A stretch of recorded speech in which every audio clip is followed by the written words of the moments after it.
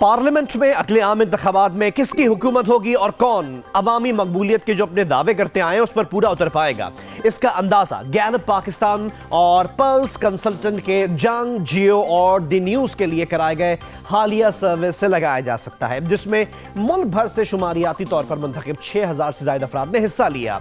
Surveys में अवाम से पहला सवाल उनके पसंदीदा लीडर के बारे में किया गया। गैलप पाकिस्तान के सर्वे में 27% अफराद ने नवाज शरीफ को अपना पसंदीदा लीडर कहा, जबकि 23% ने इमरान खान के लिए अपनी पसंदीदगी का इजहार किया।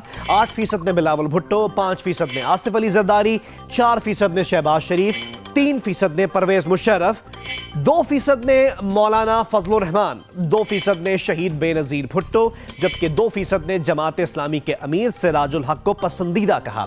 13% ने दीगर नाम लिए, जबकि 7% ने कहा कि इनका कोई भी लीडर पसंदीदा नहीं है।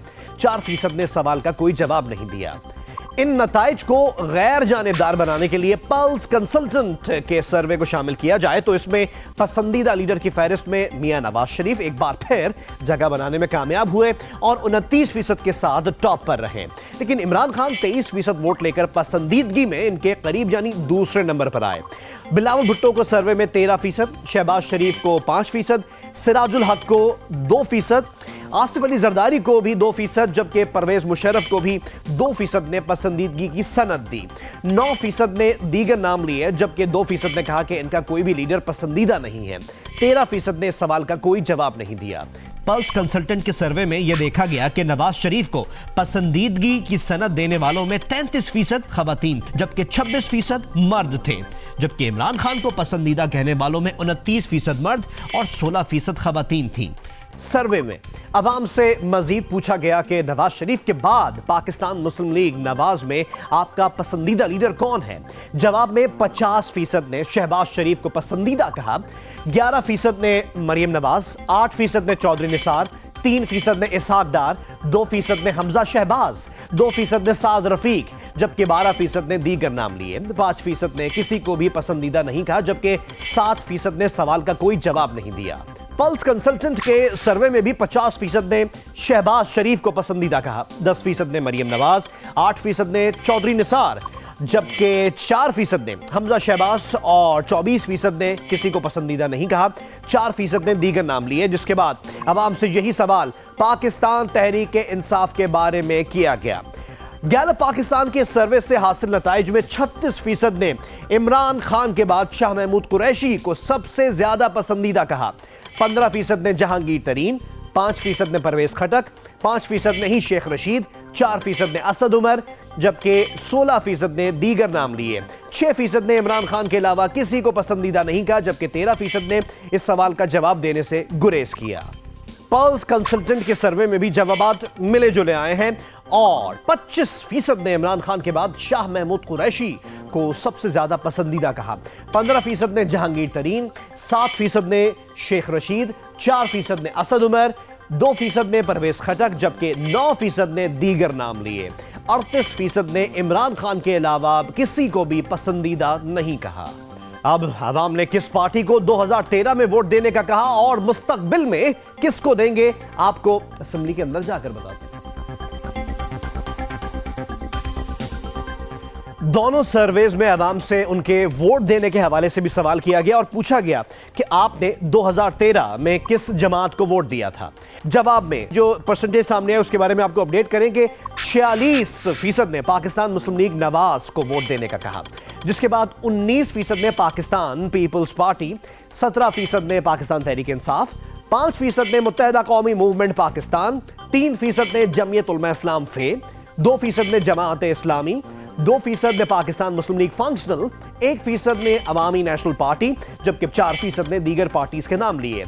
1% ने आजाद उम्मीदवारों को वोट देने का भी कहा।